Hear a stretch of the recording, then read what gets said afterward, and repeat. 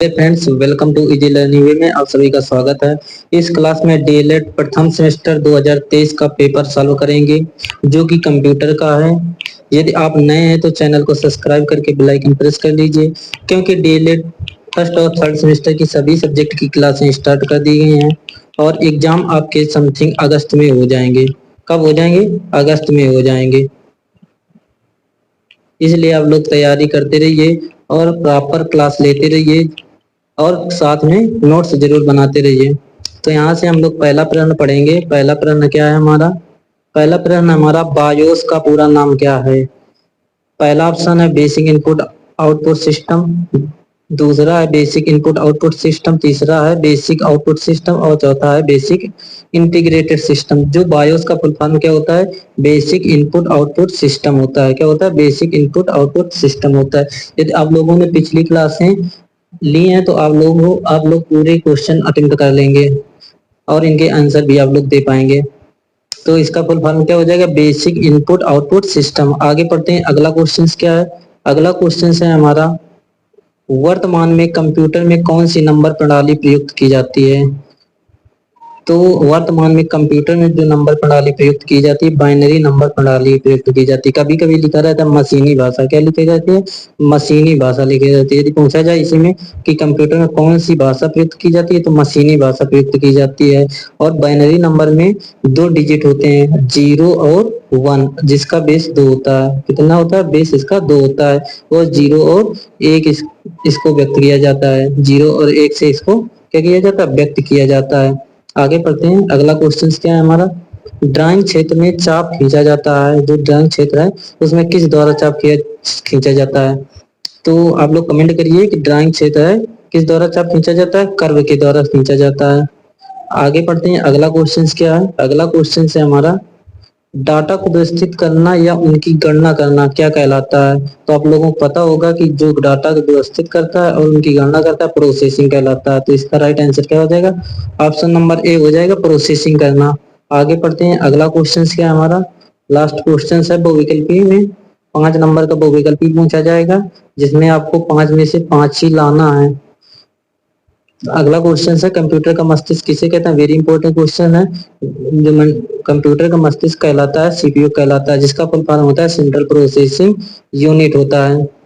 आगे पढ़ते हैं। अगला क्वेश्चन क्या है हमारा? 6वां नंबर का क्वेश्चन पढ़ेंगे अब। 6वां नंबर का क्वेश्चन क्या है? अतिलघुत्री। जो पेपर हमारा होता है 18 क्वेश्चंस होते हैं। कितने क्वेश्चंस होते हैं? 18 क्वेश्चंस होते हैं। और कितना इसका समय कितना होता है? 1 आवर्स होता है। 1 आवर्स होता है। 18 क्वेश्चंस होते हैं, 1 आवर्स का टाइम होता है। और 5 बहुविकल्पी क्वेश्चंस होते हैं, 6 अतिलघुत्री क्वेश्चन होते हैं और जो 12 बचते हैं, 13 बचते हैं, बाकी अतिलघुत्री प्रश्न होते हैं। डाटाबेस किसे कहते हैं? अगला क्वेश्चन है, अतिलघुत्री प्रश्न है हमारा, डाटाबेस किसे कहते हैं? तो बहुत सारे डाटा का समूह जिन्हें एक जगह सिस्टमैटिकली स्टोर किया जाता है ताकि उसे आसानी से एक्सेस, मॉडिफाई अथवा अपडेट कर सके, उसे हम क्या कहते हैं? डाटा कहते हैं। जो डाटा हमारा होता है एक ऐसे समूह है और इसे ऐसी जगह स्टोर किया जाता है, ऐसी जगह सुरक्षित किया जाता है जिससे कि हम उसे मॉडिफाई मतलब बदल सकें, एक्सेस मतलब चला सकें और अपडेट कर सकें, उसे हम क्या कहते हैं? डाटा कहते हैं। आगे पढ़ते हैं। 7वां नंबर का क्वेश्चन क्या है हमारा? अगला क्वेश्चन है हमारा, स्पैम किसे कहते हैं? अगला क्वेश्चन है, स्पैम किसे कहते हैं? तो कोई व्यक्ति या कंपनी हमारे न चाहते हुए भी किसी प्रोडक्ट के बारे में कोई मैसेज भेजता है या ईमेल करते हैं और बार बार ये करते रहते हैं, उसे हम क्या कहते हैं? स्पैम कहा जाता है। जैसे कि आप लोग फोन चलाते हो तो फोन में कोई अवैध तरीके से जो आप लोग पसंद नहीं करते हो तो आपको क्या कहते हैं? मैसेज करते हैं या फिर कॉल करता है, तो वो क्या होता है?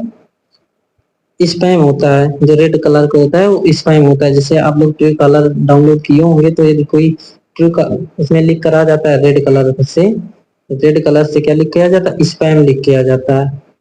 तो वही हमारा क्या है? स्पैम कहलाता है। कि कोई व्यक्ति या कंपनी है हमारे न चाहते चाहते हुए भी क्या करता है, मैसेज भेजता है या फिर ईमेल में मैसेज करता है, बार बार यही करता रहता है, तो इसे हम क्या कहते हैं, स्पैम कहते हैं। आगे पढ़ते हैं, अगला क्वेश्चन क्या है, वेरी इंपॉर्टेंट क्वेश्चन है। कंप्यूटर नेटवर्क के प्रकार बताइए। जो कंप्यूटर नेटवर्क है उसके कितने प्रकार है। तो कंप्यूटर नेटवर्क के मुख्य रूप से निम्न प्रकार हैं। वैसे मुख्य रूप से 3 प्रकार हैं। यदि पूछा जाए प्रमुख 3 टाइप्स के हैं। यदि विकल्प में पूछा जाए तो क्या बताएंगे, 3 टाइप्स के हैं। यदि वैसे पूछा जाए तो क्या करें, मुख्य रूप से निम्न प्रकार हैं। कौन कौन से, लैन हो गया, लैन का फुल फॉर्म होता है लोकल एरिया नेटवर्क, वैन वाइड एरिया नेटवर्क, और मैन मेट्रोपोलियन एरिया नेटवर्क, और ये चौथा हमारा है पैन। पैन का मतलब पर्सनल एरिया नेटवर्क, जो पर्सनल के लिए हम क्या करते हैं, नेटवर्क यूज करते हैं। जैसे कि आप लोग वाईफाई आप अपने मोबाइल से दूसरे को कनेक्ट कराना है तो वो लगभग कितने 10 मीटर की दूरी तक कनेक्ट होता है, बाकी क्या होगा, डिसकनेक्ट हो जाता है। तो ये पैन होता है, पर्सनल एरिया नेटवर्क होता है। अब इनके बारे में पढ़ते हैं थोड़ा डीपली। क्या है लैन का मतलब, क्या होता है, लोकल एरिया नेटवर्क। लैन एक कंप्यूटर नेटवर्क है जो एक छोटे से क्षेत्र में फैला हुआ है। अर्थात लैन एक छोटे से क्षेत्र जैसे घर, कार्यालय या कॉलेज तक सीमित है। जो लैन है हमारा छोटा सा एक क्या छोटे से क्षेत्र में क्या है, फैला हुआ है, जैसे कि घर हो गया हमारा, कार्यालय हो गया, कॉलेज हो गया, आज तक का है, इतनी ही दूरी तक क्या है, सीमित है हमारा। और वैन क्या होता है, वाइड एरिया नेटवर्क जिसको बोलते हो अब। तो वाइड एरिया नेटवर्क होता है, वैन एक विस्तृत भौगोलिक क्षेत्र में शामिल होता है, बहुत बड़ा नेटवर्क होता है जिसमें कई कंप्यूटर या लैन शामिल होते हैं, जैसे टेलीफोन सिस्टम हो गया, माइक्रोवेव हो गया, सैटेलाइट हो गया आदि। ये सभी कहाँ वैन का प्रयोग इसमें करते हैं। जैसे कभी कभी पूछ लिया जाता है कि सैटेलाइट में कौन सा नेटवर्क प्रयोग किया जाता है, तो वैन प्रयोग किया जाता है, वैन नेटवर्क प्रयोग किया जाता है, जिसको वाइड एरिया नेटवर्क बोलते हैं। आगे पढ़ते हैं, मैन क्या होता है। मैन क्या होता है, metropolitan area network. Man network का प्रयोग शहरी क्षेत्रों में होता है, जैसे कि इलाहाबाद हो गया, कानपुर हो गया, लखनऊ हो गया, ये आदि शहर हो गया, जौनपुर हो गया, ये सभी क्या है, मैन नेटवर्क में आते हैं, जो कि शहरी क्षेत्रों में प्रयोग किए जाते हैं। अगला है हमारा पैन, पर्सनल एरिया नेटवर्क जिसको बोलते हैं वो। तो पैन एक पर्सनली सेट किया हुआ नेटवर्क है। इसकी कनेक्टिविटी रेंज आमतौर पर 10 मीटर की सीमा के भीतर होती है। तो हमने बताया नहीं कि इसकी रेंज कितनी होती है, लगभग 10 मीटर तक होती है। वही हमारा पैन पर्सनल एरिया नेटवर्क जिसको बोलते हैं। आगे पढ़ते हैं, अगला क्वेश्चन है हमारा, अगला क्वेश्चन है रोम। रोम का पूरा नाम बताना। तो रोम का फुल फॉर्म होता है रीड ओनली मेमोरी। क्या होता है, रीड ओनली मेमोरी। यह एक प्राइमरी मेमोरी होता है। यह मेमोरी होती है, यह वह मेमोरी होती है जिसमें डाटा पहले से ही क्या होता है, भरा हुआ होता है, और जिसे हम क्या कर सकते हैं, सिर्फ पढ़ सकते हैं और इसको मॉडिफाई या अपडेट नहीं कर सकते हैं। जो रोम होता है हमारा, इसको हम केवल किस लिए प्रयोग करते हैं, केवल पढ़ने के लिए प्रयोग किया जाता है। और जो रैम होता है उसको हम दोनों पढ़ भी सकते हैं, उसको मॉडिफाई भी कर सकते हैं, जिसका फुल फॉर्म होता है रैंडम एक्सेस मेमोरी। रैम का फुल फॉर्म क्या होता है, रैंडम एक्सेस मेमोरी होता है। इनके फुल फॉर्म बहुत पूछा जाता है कि रैम का फुल फॉर्म, रोम का फुल फॉर्म। तो जो रोम होता है इसका फुल फॉर्म होता है रीड ओनली मेमोरी। और ये ऐसी मेमोरी होती है, एक प्राइमरी मेमोरी होती है, और ये ऐसी मेमोरी होती है जिसको जिसको केवल हम क्या कर सकते हैं, पढ़ सकते हैं और मॉडिफाई नहीं कर सकते, परिवर्तित नहीं कर सकते हैं। वही हमारी रोम मेमोरी कहलाती है। आगे पढ़ते हैं, अगला क्वेश्चन क्या है हमारा, सूचना इंफॉर्मेशन। सूचना इंग्लिश में से इंफॉर्मेशन कहते हैं। तो इससे आप क्या समझते हैं। तो सूचना का अर्थ है किसी को कोई जरूरी बात बताना या कहना, समाचार सुनना, किसी को या आपको बताई गई बात, और ये सब क्या है, सूचना है। जैसे कि हम बता सकते हैं कि अपनी भाषा में लिखना चाहते हैं तो एक व्यक्ति दूसरे व्यक्ति से अपने भावों को प्रकट करके एक दूसरे से वार्तालाप करना, ये क्या कहलाता है, सूचना कहलाता है। तो कोई भी परिभाषा लिख सकते हैं आप लोग। आगे पढ़ते हैं, अगला क्वेश्चन क्या है, 13 नंबर का क्वेश्चन है हमारा, किसी भी फाइल को अपलोड कैसे किया जाता है। कोई भी फाइल है आपको अपलोड करना है तो कैसे किस प्रकार करेंगे। तो किसी फाइल को अपलोड करने के लिए सर्वप्रथम क्या करते हैं, उस गूगल ड्राइव में जाते हैं, उस वेबसाइट पे जाते हैं जहां पर आपको अपलोड करना होता है, और वहां अपलोड के ऑप्शन पर क्या करना पड़ता है, क्लिक किया करना पड़ता है, सिलेक्ट करके फाइल को क्या कहते हैं, ब्राउज करते हैं, और उसके बाद फाइल क्या होती है, अपलोड हो जाती है। जो कोई भी फाइल को अपलोड करना है तो सबसे पहले हम वहां जाएंगे, उस ब्राउजर में जाएंगे जहां पर हमें उस फाइल को क्या करना, अपलोड करना है, और फिर उस पर अपलोड ऑप्शन को क्या करेंगे, सिलेक्ट करके ब्राउज करेंगे, उसके बाद फाइल जो होगी हमारी अपलोड हो जाएगी। आगे बढ़ते हैं, अगला क्वेश्चन क्या है, 11 नंबर का क्वेश्चन पढ़ेंगे, 12 नंबर का। अब लघु उत्तरीय प्रश्न आ जाते हैं, 11 नंबर से लघु उत्तरीय प्रश्न करेंगे। जो 1 से 5 तक क्या होते हैं, बहुविकल्पी, और 6 से 11 नंबर तक अति लघु उत्तरीय, और 12 से हमारे 18 तक लघु उत्तरीय प्रश्न होते हैं, जो कि 2 नंबर के होते हैं। आगे बढ़ते हैं, अगला क्वेश्चन क्या है, सर्च इंजन से आप क्या समझते हैं, कुछ सर्च इंजनों के नाम लिखना है। सर्च इंजन से आप क्या समझते हैं, इसकी परिभाषा लिखिए और कुछ सर्च इंजनों के नाम लिखना है। तो सर्च इंजन एक ऐसा सॉफ्टवेयर सिस्टम है जो उपयोगकर्ता द्वारा प्रविष्ट किए गए कीवर्ड्स का प्रयोग करके इंटरनेट पर सूचना खोजने की सहायता करता है। जो इंटरनेट है, कोई भी सूचना है उसको खोजना है तो क्या करता है, वो सहायता करता है, इंटरनेट सहायता करता है। उस सर्च इंजन के नाम है जैसे याहू हो गया, बिंग हो गया, गूगल हो गया, ओपेरा हो गया, फायरफॉक्स हो गया, ये सभी क्या है, सर्च इंजन है। इनके द्वारा हम क्या कर सकते हैं, कोई भी सूचना को प्रयोग कर सकते, कोई भी सूचना को हम क्या कर सकते हैं, खोज सकते हैं। आगे पढ़ते हैं, अगला क्वेश्चन क्या है, 13 नंबर का क्वेश्चन है हमारा, इंकजेट तथा लेजर प्रिंटर की में मुख्य अंतर बताइए। जो प्रिंटर हमारा होता है किस प्रकार का डिवाइस होता है, तो आउटपुट डिवाइस होता है। याद रखेंगे, जो प्रिंटर हमारा होता है तो आउटपुट डिवाइस होता है, और प्रिंटर हमारे 2 टाइप्स के होते हैं, इंकजेट और लेजर प्रिंटर। इनमें अंतर बताना है, कौन कौन सा क्या अंतर होते हैं इन दोनों में। तो पहला नंबर है इंकजेट प्रिंटर में, तो एक इंकजेट प्रिंटर कागज पर स्याही जेट करके हार्ड कॉपी निकाली जाती है। जो इंकजेट प्रिंटर है वो एक एक कागज पर स्याही का करके लगाकर उसकी हार्ड कॉपी तैयार की जाती है। और लेजर प्रिंटर जस्ट क्या होता है, इसी का उल्टा होता है कि ये लेजर प्रिंटर एक लेजर और इलेक्ट्रिकल चार्ज मॉडल के माध्यम से आउटपुट प्रदान किया जाता है, इसकी कॉपी तैयार की जाती है। आगे पढ़ते हैं, आगे है अगला नंबर है, ये लेजर प्रिंटर की तुलना में क्या होता है, किफायती होता है, मतलब कम सस्ता होता है। और जो लेजर प्रिंटर होता है यह महंगा होता है। इंकजेट प्रिंटर दूसरा क्या, इंकजेट प्रिंटर पर एक नोजल लगाया जाता है जिसके माध्यम से कागज पर स्याही छिड़कने की प्रक्रिया निष्पादित की जाती है। जो इंकजेट प्रिंटर होता है हमारा, उसमें क्या किया जाता है, एक कागज पर स्याही लगाई जाती है, छिड़की जाती है, जिससे हमें क्या होता है, वो हार्ड कॉपी मिल जाती है। और लेजर प्रिंटर में कोई नोजल स्याही नहीं लगाया जाता है, ये डायरेक्ट हमारा इलेक्ट्रिकल के माध्यम से हमें क्या कर देता है, हार्ड कॉपी प्रदान कर देता है। अगला क्या है, इंकजेट प्रिंटर के बारे में पढ़ेंगे। इंकजेट प्रिंटर की कार्ट्रिज में तरल रूप में स्याही होती है। जो इंकजेट प्रिंटर होता है वो कार्ट्रिज जो लगी होती है जिसमें स्याही भरी जाती है, वो उसमें क्या होता है, तरल स्याही होती है। और अगर हम इसे लंबे समय तक उपयोग नहीं करते तो ये आसानी से सूख जाती है। यदि हम इंकजेट प्रिंटर में हम कोई काम नहीं करते काफी दिनों से, तो क्या होता है, जो कार्ट्रिज की स्याही होती है वो क्या हो जाती है, सूख जाती है, और वो कार्ट्रिज हमारी क्या हो जाती है, खराब हो जाती है। और लेजर प्रिंटर में क्या होता है, लेजर प्रिंटर में स्याही पाउडर के रूप में उपलब्ध होती है, इसमें सूखने की कोई समस्या नहीं होती। जो लेजर प्रिंटर होता है इसमें जो स्याही भरी होती है पाउडर के रूप में भरी होती है, और इसमें सूखने की कोई सवाल ही नहीं होता, जिससे में सूखने की कोई समस्या नहीं होती। अगला नंबर क्या है हमारा, अगला है हमारा, यहाँ हमें स्याही को जल्दी से फिर से भरना पड़ता है जो महंगा है।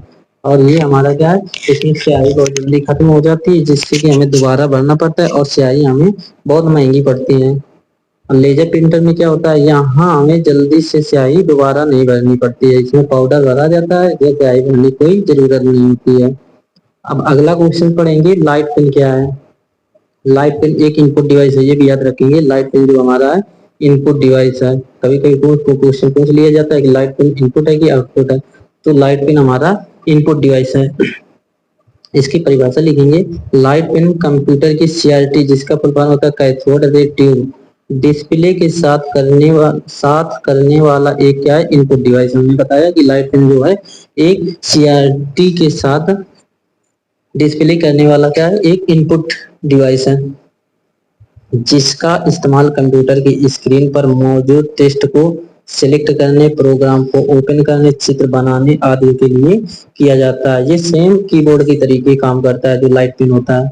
आगे पढ़ते हैं, आगे क्या है, दूसरे शब्दों में हम कह सकते हैं कि लाइट पेन एक इनपुट डिवाइस है जो कि माउस की तरह कार्य करता है। जिस प्रकार माउस का इस्तेमाल कंप्यूटर की स्क्रीन पर किया जाता है, ठीक उसी प्रकार लाइट पेन का भी इस्तेमाल कंप्यूटर की स्क्रीन पर किया जाता है। हमने बताया कि जो लाइट पेन है ये सेम माउस की तरीके क्या किया जाता है, इस्तेमाल किया जाता है। ये क्या इनपुट डिवाइस है, माउस भी हमारा क्या है, इनपुट डिवाइस है। तो याद रखेंगे माउस और लाइट पेन है ये क्या है, दोनों एक ही तरीके का काम करता है और दोनों ये क्या है, इनपुट डिवाइस है। आगे पढ़ते हैं, अगला क्वेश्चन क्या है हमारा, 15 नंबर का क्वेश्चन पढ़ते हैं यहाँ से। MS वर्ड का परिचय दीजिए। कल की क्लास में हमें MS एक्सेल बताया था। क्या बताया था? MS एक्सेल, क्योंकि MS एक्सेल भी हमारा वेरी इंपॉर्टेंट है। MS एक्सेल क्या होता है, तो आज हम पढ़ेंगे MS वर्ड के बारे में पढ़ेंगे। ये सभी क्या है, एक एप्लीकेशन सॉफ्टवेयर है जो कि MS ऑफिस के ही पार्ट है। MS ऑफिस के 4 पार्ट हमने बताया था क्लास में, MS Word, MS Excel, MS PowerPoint और MS एक्सेल। ये MS ऑफिस के 4 पार्ट होते हैं। MS वर्ड के बारे में पढ़ते हैं। MS वर्ड का पूर्ण रूप क्या होता है? माइक्रोसॉफ्ट वर्ड जिसको बोलते हैं। MS वर्ड का मतलब ये होता है माइक्रोसॉफ्ट वर्ड। यह एक एप्लीकेशन सॉफ्टवेयर है। पेशेवर गुणवत्ता वाले दस्तावेज, पत्र, रिपोर्ट आदि बनाने के लिए इसका क्या किया जाता है, प्रयोग किया जाता है। MS वर्ड माइक्रोसॉफ्ट द्वारा विकसित एक वर्ड प्रोसेसर है। इसमें उन्नत सुविधाएं, अनेक सुविधाएं जो आपको अपनी फाइलों और दस्तावेज को सर्वोत्तम संभव तरीके से क्या करता है, प्रारूपित और संपादित करने की अनुमति देता है।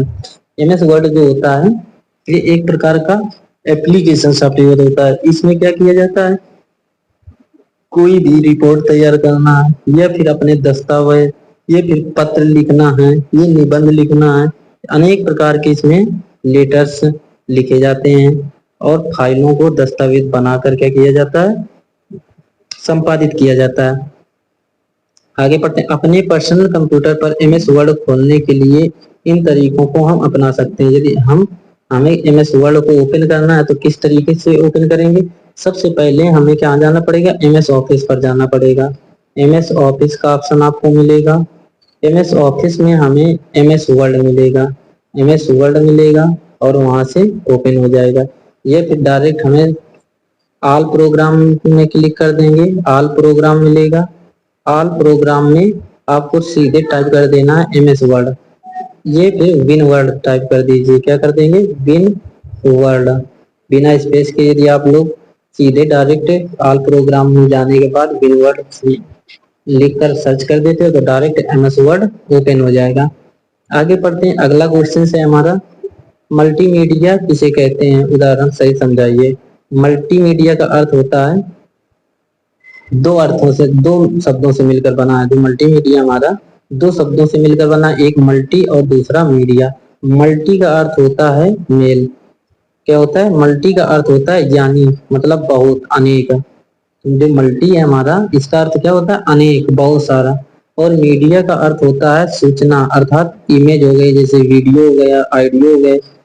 कई प्रकार के मीडिया मल्टीमीडिया के रूप में जाने जाते हैं। मल्टीमीडिया एक ऐसी तकनीकी है जो विभिन्न प्रकार के मीडिया जैसे टेक्स्ट, फोटो, एनिमेशन, संगीत, वीडियो, ऑडियो आदि को क्या करता है, डिजिटल रूप में क्या करता है, अनुमति देता है, ये संचालित करता है। वही हमारा क्या कहलाता है? मल्टीमीडिया कहलाता है। जो मल्टीमीडिया होता है एक ऐसी तकनीकी है जो विभिन्न प्रकार के टेक्स्ट को, फोटो को या फिर एनिमेशन, संगीत, ऑडियो, वीडियो आदि के माध्यम से हमें क्या करता है, संचार करने का डिजिटल रूप से अनुमति देता है और आवश्यकता अनुसार डाटा एकत्र करने और संशोधित करने को की एक विधि है। उसे हम क्या कहते हैं? मल्टीमीडिया कहते हैं। आगे पढ़ते हैं, अगला क्वेश्चन हमारा क्या है, ऑपरेटिंग सिस्टम क्या है? वेरी इंपॉर्टेंट क्वेश्चन है। ऑपरेटिंग सिस्टम जिसका शॉर्टकट OS होता है। हमने इसको क्लास में बहुत डीपली तरीके से समझाया कि ऑपरेटिंग सिस्टम क्या होता है। बिना ऑपरेटिंग सिस्टम के कोई भी कंप्यूटर संचालित करना संभव नहीं है। तो ऑपरेटिंग सिस्टम एक प्रोग्राम है जो सिस्टम हार्डवेयर का उपयोगकर्ता के बीच में एक इंटरफेस के रूप में कार्य करता है। जो ऑपरेटिंग सिस्टम एक क्या है, एक प्रोग्राम है जो सिस्टम हार्डवेयर और उपयोगकर्ता के बीच क्या करता है, इंटरफेस के रूप में कार्य करता है। इसके अलावा यह सॉफ्टवेयर और हार्डवेयर के बीच सभी इंटरसेक्शन को संभालता है। कंप्यूटर सिस्टम का सारा कामकाज बेस लेवल पर ऑपरेटिंग सिस्टम पर क्या करता है, निर्भर करता है। इसके अलावा यह सभी कार्य करता है, जैसे मेमोरी को संभालना, प्रक्रियाएं, हार्डवेयर और सॉफ्टवेयर के बीच क्या करना, इंटरलेक्शन करना, ये सभी क्या होता है, ऑपरेटिंग सिस्टम होता है। जैसे कि एक फिगर बनाया गया है, ऑपरेटिंग सिस्टम से क्या होता है, एप्लीकेशन सारे जुड़े होते हैं और एप्लीकेशन ऑपरेटिंग सिस्टम के द्वारा जुड़े, और जो यूजर होता है एप्लीकेशन को क्या करता है, प्रयोग करता है और उसमें कार्य करता है। और जो हार्डवेयर होते हैं ऑपरेटिंग सिस्टम से ये भी इंटरसेक्शन करते हैं। आगे पढ़ते हैं, लास्ट क्वेश्चन है हमारा 18 नंबर क्वेश्चन है। रिसाइकिल बिन क्या है? रिसाइकिल बिन आप लोगों ने सुना होगा। रिसाइकिल बिन क्या होता है, कोई भी फाइल या वीडियो या इमेज, कोई भी डिलीट हुई फाइलें हमारी जिस फोल्डर जिस स्थान पर जाती हैं वही हमारा क्या होता है, रिसाइकिल कहलाता है, रिसाइकिल बिन कहलाता है। इसकी परिभाषा किस तरीके से लिखेंगे? रिसाइकिल बिन एक ऐसा एप्लीकेशन या फोल्डर है जो आपके लैपटॉप या कंप्यूटर में डिलीट की गई फाइलों को अस्थायी रूप से क्या करता है, स्टोर करता है। अगर कोई भी आपके लैपटॉप या कंप्यूटर में कोई भी डिलीट हुई फाइल या वीडियो है, वो वो डिलीट हुई, उसको क्या कर देता, अस्थायी रूप से स्टोर कर देता है, वही हमारा रिसाइकिल बिन कहलाता है। आगे पढ़ते हैं, यानी अगर आप अपने लैपटॉप या कंप्यूटर से कोई फाइल डिलीट करते हैं तो वह परमानेंट डिलीट ना होकर एक फोल्डर में अस्थायी रूप से क्या हो जाता है, स्टोर हो जाती है, जिसे आप पुनः रीस्टोर कर सकते हैं। डिलीट हुई फाइल जिस फोल्डर में स्टोर होती है उसे हम रिसाइकिल बिन कहते हैं। हमने बताया कि आपके कंप्यूटर या लैपटॉप में कोई भी फाइल या फोल्डर डिलीट या वीडियो डिलीट हुई, उसको स्टोर करना रिसाइकिल बिन कहलाता है। इस फोल्डर का कई कई लोग अपने लैपटॉप या कंप्यूटर में स्टोरेज सेव करने के लिए इस्तेमाल करते हैं और ज़रूरत पड़ने पर फाइल को यहाँ से फिर से क्या कर लेता है, रीस्टोर कर लेता है। जैसे धोखे से कभी कोई फाइल डिलीट हो जाती है तो इसे ज़रूरत पड़ने पर क्या कर देते हैं, रीस्टोर कर लेते हैं, वही हमारा रिसाइकिल बिन कहलाता है। तो आप लोग कमेंट करिए क्लास कैसी लगी। क्लास अच्छी लगी तो क्लास को लाइक करें और क्लास को ज़्यादा से ज़्यादा लोगों के पास शेयर जरूर करें, जिससे कि उनकी भी तैयारी अच्छी हो सके, और क्लासें रेगुलर लीजिए जिससे कि आपकी तैयारी अच्छी हो सके। मिलते हैं नेक्स्ट क्लास में। Bye bye, take care.